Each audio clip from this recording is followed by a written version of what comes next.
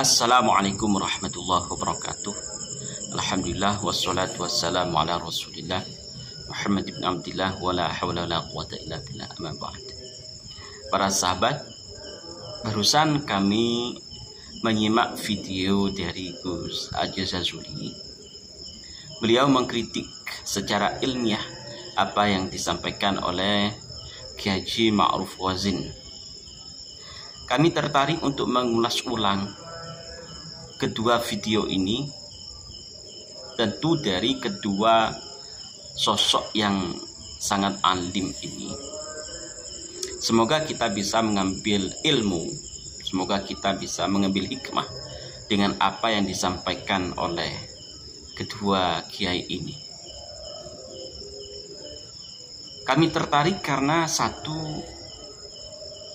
kami masih satu desa dengan beliau, Kiai Haji Ma'ruf Wazin. Sama-sama berada di desa Ganjaran. Namun beliau untuk waktu yang sudah lama berada di Surabaya, lalu mendirikan pondok pesantren di dekat Suramadu. Informasinya kalau tidak salah seperti itu. Dan saya juga mengikuti Facebook beliau. Beliau memiliki halaman Facebook dan kami sering menyimak apa yang beliau sampaikan di Facebook itu. Biar tidak bermuluk-muluk, kita simak bersama-sama apa yang disampaikan oleh Kiai Ma'ruf Wazin dan apa yang jadi kritikan dari Gus Al-Jazuli. Dan tanpa mengurangi rasa hormat kami kepada beliau berdua, mohon maaf yang sebesar-besarnya. Di dalam kajian, ketika ada pertanyaan, ya saya jawab sesuai dengan ilmu yang saya ketahui tentang fikih. Jadi begini, ada beberapa hal itu diperlukan sebuah saksi. Misalnya apa? Ada pembunuhan, harus ada saksi. Kemudian hutang piutang, harus ada bayinah. Apa bayinahnya? Tulisan, Pak. Makanya di dalam Al-Quran itu, idza tadayantum bidainin ila ajalin musamma falyaktub. Kalau ada transaksi hutang piutang, tulis. Nanti kalau ada sengketa, tulisannya itu yang menjadi saksi. Jadi kalau di dalam masalah pembunuhan misalnya ada saksi, kalau di dalam masalah sengketa hutang piutang itu ada catatan tulisan. Nasab, Pak, syaratnya itu bukan saksi, bukan catatan tulisan. Bukan itu syaratnya. Apa syaratnya? Syaratnya itu adalah asyukrah wal istifadah. Kalau kita cukup menggunakan syuhra dan istifadah, atau ngapain para ulama-ulama nasab itu menyusun kitab-kitab nasab? Ada Muntaqilah At-Talibiyah, ada Maqatilut Talibiyin, ada Bahrul Ansab, ya kan? Kemudian ada kitab Al-Fahri, Al-Majdi, Al-Asili, kemudian Lubabul Ansab, para ulama-ulama misalkan seperti Imam Ibnu Hazm Al-Zahiri punya kitab Jamharatul Ansab. Kemudian juga ulama-ulama yang lain, ngapain mereka itu menuliskan kitab-kitab nasab? Apa perlunya, apa untungnya, apa kebutuhannya kalau kita itu hanya mencukupkan diri dengan syuhroh dan istifadah. Oke lah, untuk nasab yang dekat itu bisa-bisa saja, misalkan Gus Dur. Gus Dur itu terkenal sebagai cucunya Hadratus Syekh Kiai Haji Hasyim Asy'ari. Ya meskipun tidak dicatat, semua masyarakat itu tahu. Semua masyarakat itu kenal. Semua masyarakat itu, kalau tidak semua ya mayoritas lah, mayoritas masyarakat itu tahu, tidak perlu catatan. Kalau sekarang. Tapi bayangkan ketika setelah 500 tahun kemudian, apakah orang-orang itu tahu bahwasanya Gus Dur itu adalah cucunya Hadratus Syekh Kiai Haji Hasyim Asy'ari. Ya nggak bakalan tahu, Pak. Nggak bakalan tahu. Kenapa? Karena tidak ada catatan. Nah, sehingga itulah kepentingan akan adanya catatan. Apalagi leluhurnya Pak Alawi, Ali bin Abu Bakar As-Sakron, leluhurnya Ali bin Abu Bakar As-Sakron itu para imam, para ulama yang sangat terkenal. Para imam-imam tidak hanya imam yang biasa, tidak hanya ulama yang biasa, mereka itu adalah al-a'immatul mujtahidin. Semuanya itu adalah para imam-imam yang sampai kepada derajat ijtihad. Nah, kurang luar biasa apa seperti itu. Namun sayangnya dari ketika kita menelusuri kesejarahannya saja, jangan dulu nasab lah. Kesejarahannya saja itu tidak ditemukan, tidak didapati. Lalu apakah cukup dengan syuhra dan istifadah bahwasanya Ubaidillah imam nih, seorang imam mujtahid ini adalah seorang imam mujtahid yang memiliki banyak guru, memiliki banyak murid, menyebarkan keilmuan di mana-mana, sementara tidak bisa dibuktikan sama sekali. Itu namanya apa itu kalau bukan hoax, kalau bukan sejarah cangkokan, kalau bukan sejarah yang dibuat-buat, yang dibikin-bikin.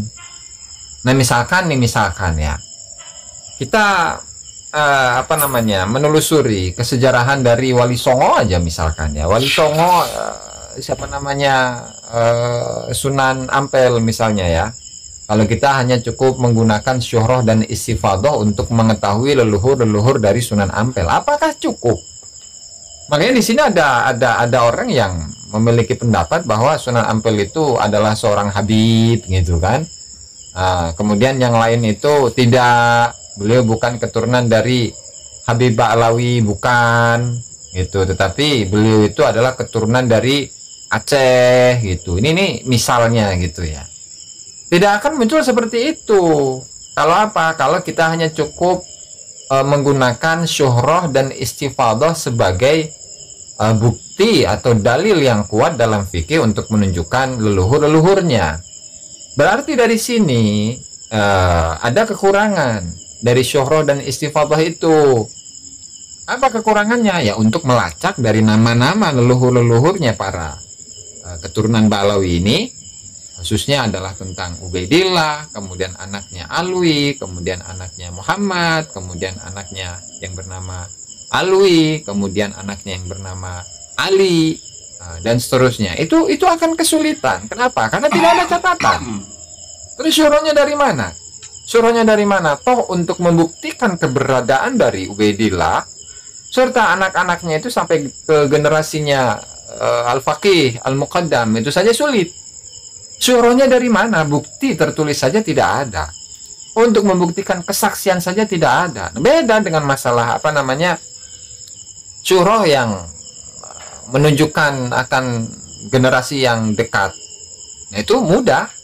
Misalkan tadi itu yang saya contohkan, Gus Dur itu adalah cucunya Hadratus Syekh Kiai Haji Hasyim Asy'ari, ya. Kiai Haji, yang nama ayahnya itu adalah Kiai Haji Wahid Hasyim.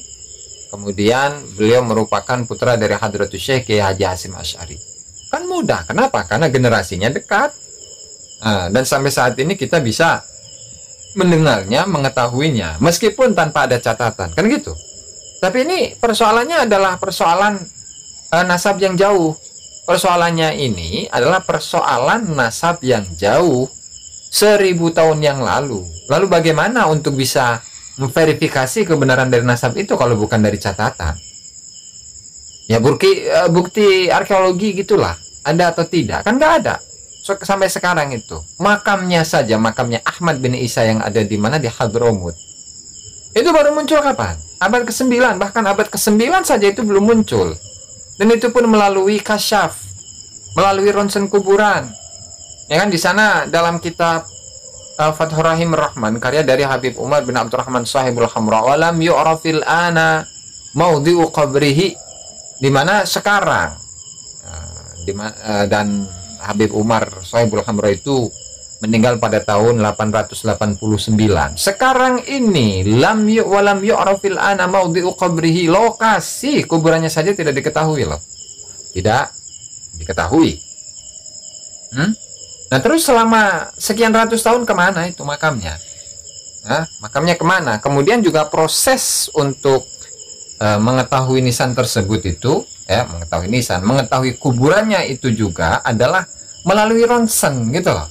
Lalu apakah hal yang seperti ini dipercaya begitu saja, sementara nasabnya Ba'lawi, nasabnya para habaib itu adalah nasab yang paling sahih sedunia gitu kan? Gimana? Aduh Pak Kiai.